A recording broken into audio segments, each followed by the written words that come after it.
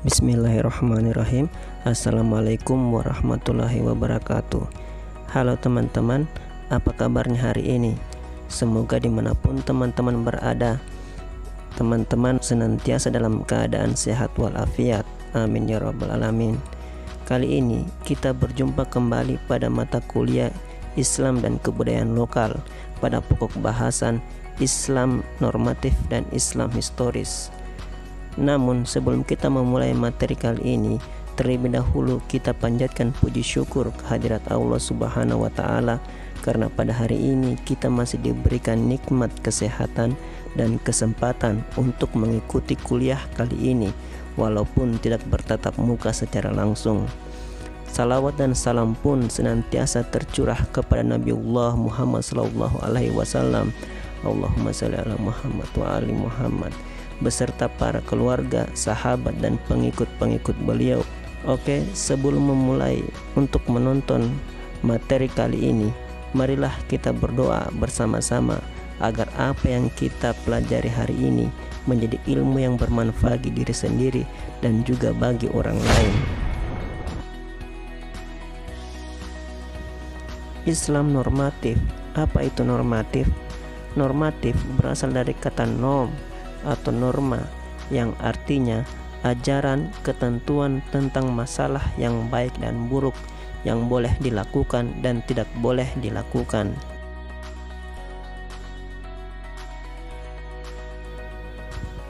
Pendekatan normatif adalah pendekatan yang memandang agama dari segi ajarannya yang pokok dan asli dari Tuhan, yang di dalamnya belum ada pemikiran manusia.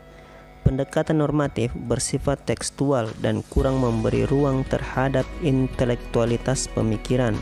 Kebenaran diukur berdasarkan nas atau teks yang sifatnya mutlak.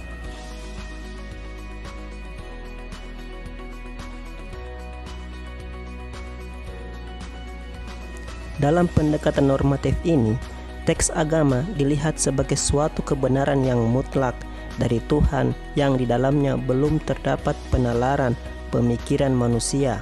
Kebenaran diukur berdasarkan nas atau teks yang sifatnya qat'i atau mutlak.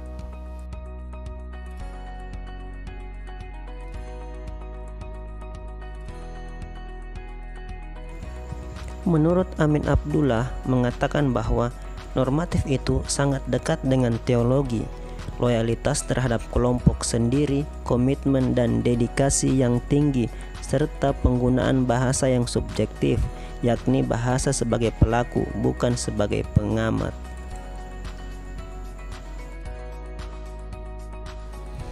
Menurut Mukti Ali, memahami agama dengan pendekatan normatif tidak menjadi masalah, karena pendekatan dari suatu agama terhadap suatu masalah bersifat normatif, dilihat dan dinilai dari segi agama. Namun dalam hal perkembangannya akan terlihat gejala kemandekan.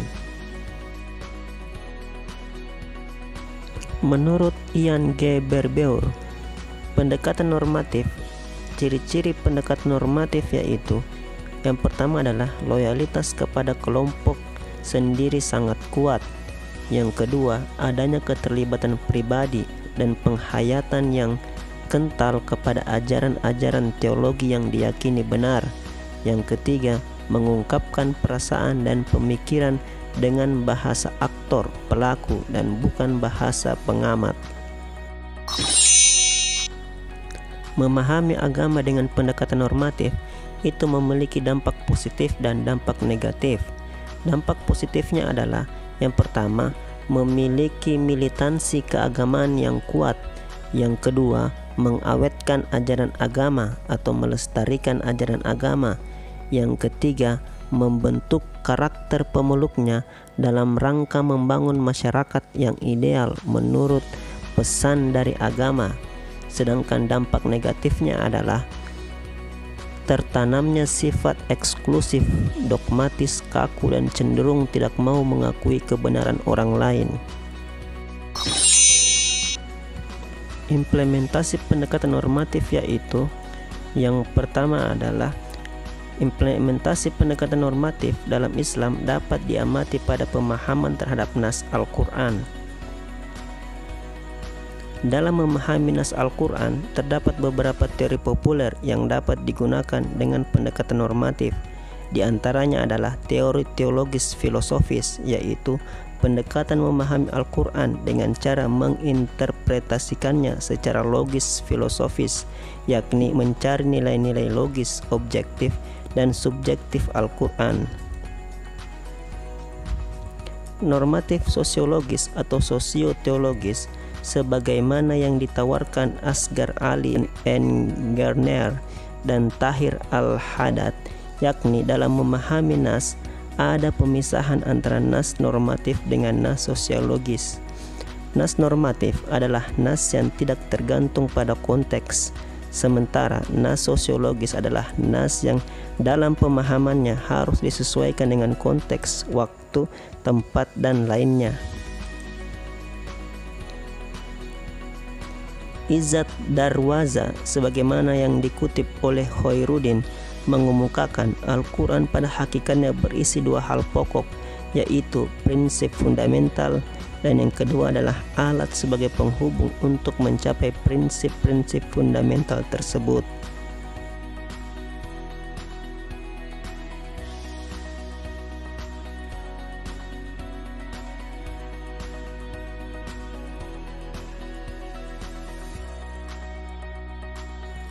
Islam historis.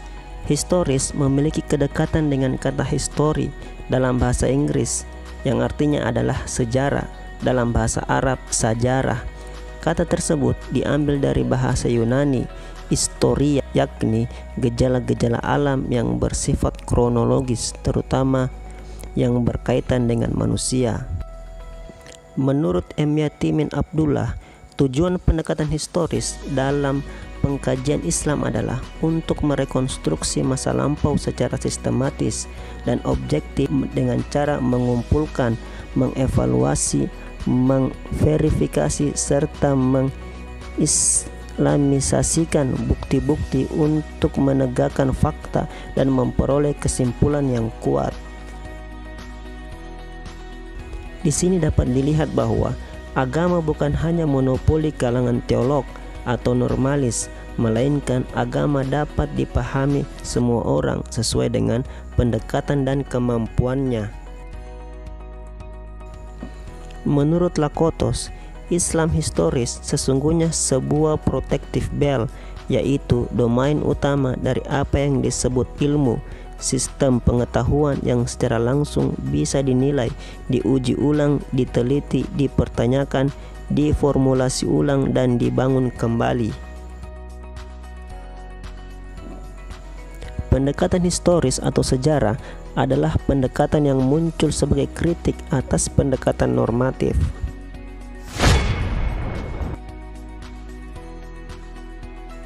Pada Islam historis, Islam tidak lagi pada aspek normatifnya, melainkan wujudnya ketika hidup di tengah masyarakat, tempat, kondisi sosial, ekonomi, atau bahkan kondisi politik. Pendekatan historis mau tidak mau berhubungan dengan sejarah sebagai koreksi atas fakta. Sejarah di sini bukanlah sejarah naratif, namun sejarah kritis yang tidak hanya melibatkan deskripsi, namun juga analitis, motif, dan kritik data.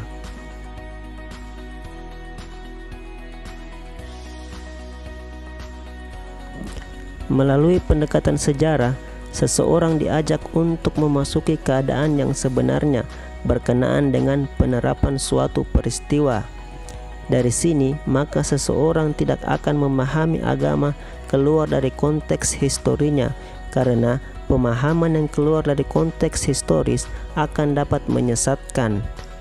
Seseorang yang ingin memahami Al-Quran secara benar, misalnya, yang bersangkutan harus memahami sejarah turunnya Al-Quran atau kejadian-kejadian yang mengiringi turunnya Al-Quran, yang selanjutnya disebut dengan ilmu asbabal nuzul.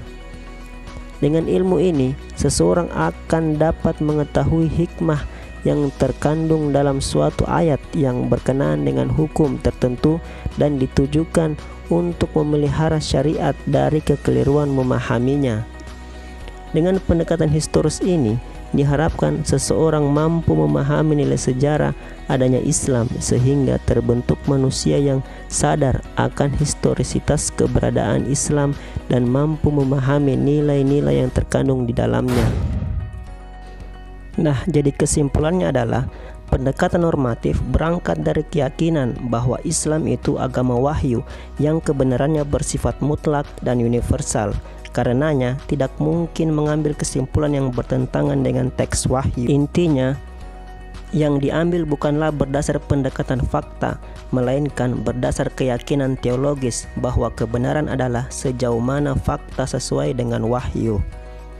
Dengan demikian, realitas harus tunduk dan menjadi subordinasi di bawah otoritas teks-teks agama.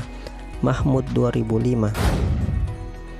Sebaliknya, pendekatan historis berasumsi bahwa setiap agama selalu lahir dalam konteks yang menyejarah.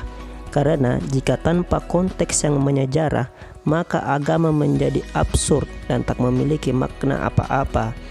Bagi pendekatan ini, praktek agama tidak harus melalui huruf per huruf dari firman Tuhan, melainkan cukup menangkap spirit universal agama.